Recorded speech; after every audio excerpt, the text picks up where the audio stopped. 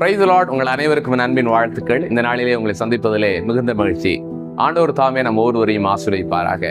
அருமையானவர்களே, ஆண்டவர் நம்மோடு கூட ஒற்றுமையை விரும்புகிறவராக இருக்கிறார். ஆண்டவராய் இயேசு கிறிஸ்து வாழ்ந்த காலகட்டங்களில் யோவானுக்கு எழுதின சுவிசேஷம் 17ஆம் அதிகாரத்தில் 21வது வசனத்தில் அவர் இப்படியாக சொல்கிறார், நீர் என்னிலும் நான் உம்மிலும் இருக்கிறது போலவே இவர்கள் எல்லாரும் நம்மில் ஒன்றாய் இருக்கும்படி வேண்டிக் கொள்கிறேன் என்று சொல்லுகிறார். அருமையானவர்களே, நாம் கடைசி காலத்திற்கு நோக்கி போய் கொண்டிருக்கிறோம். இந்த அநேகர் பிரிவினையை நோக்கி பேசுவார்கள். மக்களை பிரிப்பதிலும் தேவ பிள்ளைகளுடைய பிரிவினையிலே தாங்கள் குளிர் காய்வதிலும் அநேகர் இருப்பதை நீங்கள் நன்றாக உணர்ந்து கொள்ள வேண்டும். அருமையானவர்களே, ஆண்டவர் விரும்புவது நாம் எல்லாம் ஒன்றாய் இருக்கும்படி வேண்டுகிறார்.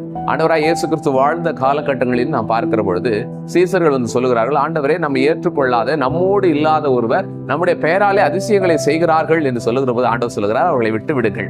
அவர்கள் நமக்கு எதிரியானவர்கள் அல்ல. ஏனென்று சொன்னால் அவருடைய நம்முடைய நாமத்தினாலே நமக்கான நன்மைகளை செய்கிறவர்களாக இருக்கிறார்கள். நம்முடைய குறிக்கோள் என்ன? நன்மை செய்வது. அதை அவர்களும் செய்கிறார்கள் என்கிற அடிப்படையில் ஆண்டவர் சொல்வதை நாம் பார்க்க முடிகிறது. அருமையானவர்களே, இன்றைக்கு இருக்கிற அநேகர் தங்களுடைய வாழ்க்கையில் ஆண்டவர் பெயராலே தனித்தனியான பிரிவுகளில் இருந்து கொண்டு ஒற்றுமையை சீர்குலைக்கிற அநேகரை நாம் பார்க்க முடிகிறது. யார் வேண்டுமானாலும் எப்படி வேண்டுமானாலும் இருக்கட்டும். ஆனால் நீங்களும் நானும் உணர்ந்து கொள்ள வேண்டிய விஷயம், தேவனை நேசிக்கிறவர்களாக நாம் இருப்போம் என்று சொன்னால் ஆண்டவர் சொல்கிறார், இவ்வுலகத்தில் இருக்கிற எல்லாரும் தேவனுடைய பிள்ளைகளாக இருக்கிறார்கள். ஒரு சிலர் ஒருவேளை தேவனை பற்றி அறியாதவர்களாக இருக்கலாம், அல்லது தேவனுடைய பிள்ளைகளாக தாங்கள் வாழுகிற நிலை இல்லாமல் இருக்கலாம். ஆனால் நாம் கெட்டவர்கள் நல்லவர்கள் என்கிற எந்த நிலையில் பார்த்தாலும் அவர்கள் தேவனுடைய பிள்ளைகள். பிசாசானவனால் சில சமயங்களில் கண்மறைக்கப்பட்டிருக்கிற வாழ்க்கை செய்யலாம்.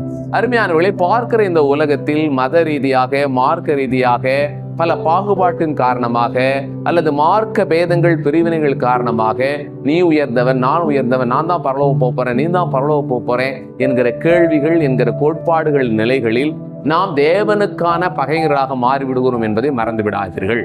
அநேக டினாமினேஷன்ல சில கோட்பாடுகளை வச்சிருக்கிறாங்க. அந்த கோட்பாடுகள் அந்த எல்லைகளை சில சமயங்களில் மீறுகிற நிலை வருகிற பொழுது டினாமினேஷனை விடையே தூக்கி விடுகிறது. அல்லது இவர்கள் போலியானவர்கள் என்கிற முத்திரை குத்துவது, அல்லது கள்ள தீர்க்கதரிசிகள் கள்ள உபதேசர்கள் என்கிற முத்திரை குத்துகிற நிலைகள் எல்லாம் நாம் பார்க்கிற பொழுது அருமையானவர்களை, நாம் ஒற்றுமையை இழக்கிறோம் என்கிற நிலைதான் முக்கியமானது. யார் இந்த ஒற்றுமையை இழப்பதற்கு காரணமாக இருக்கிறார்கள் என்கிறதை நாம் நினைவில் கொள்வோமானால் நம்முடைய ஒற்றுமையை சீர்குலைப்பதற்கு சாத்தானானவன் பல திட்டங்களை வைத்திருக்கிறார். அதில் ஒரு திட்டம் இப்பொழுது மிக மும்முரமாக நிறைவேறிக் கொண்டிருக்கிறது. ஆகவே அருமையானவர்களே, நாம் எந்த டினாமினேஷனில் இருந்தாலும் எவ்விதத்தில் நாம் பிரிவுகளில் காணப்பட்டாலும் இயேசு கிறிஸ்துவினுடைய பிள்ளைகள் என்கிற நிலையில் இருக்கிற நாம் யாவரையும் அன்போடு அணைத்துக் கொள்கிற நிலை கட்டாயமாக வரும். யார் ஒருவரால் யாவரையும் அன்பாக அணைத்துக் கொள்ள முடியவில்லையோ அவர்கள் தெய்வத்தின் தன்மையில் இருக்கிறார்கள் என்று நம்மால் நம்பவும் முடியாது, சொல்லவும் முடியாது.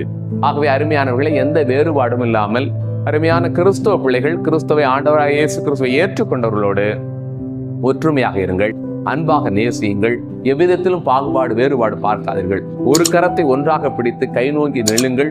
நிச்சயமாகவே கர்த்தருடைய காரியங்கள் நம்மள வாய்க்கப்பெறும். அநேகருக்கு நல்ல வாழ்க்கை, அருமையான அன்பு கிடைக்கும், அரவணைப்பு கிடைக்கும், ஒற்றுமையின் பலம் கிடைக்கும். ஆகவே தயவு செய்து எவ்விதத்திலும் மார்க்கங்களை வேதங்களை வித்தியாசங்களாக பார்த்து ஒற்றுமையை இழந்து விடாமல் பாதுகாத்துக் கொள்வோம். கர்த்தர் நம்மை ஆசீர்வதிப்பார். மீண்டும் நாம் அடுத்த பகுதியில் சந்திப்போம். தொடர்ந்து எங்களோடு கூட இணைந்திருங்கள்.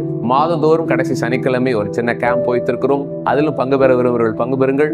தொடர்ந்து திருமணமாகாதவர்களுக்காக எங்களுடைய முயற்சியையும் ஜெபத்தையும் ஏறெடுக்கிறோம். கர்த்தர் அதை வாய்க்க செய்வார். மீண்டும் நம்ம அடுத்த சந்திப்போம். தேங்க்யூ. God bless you.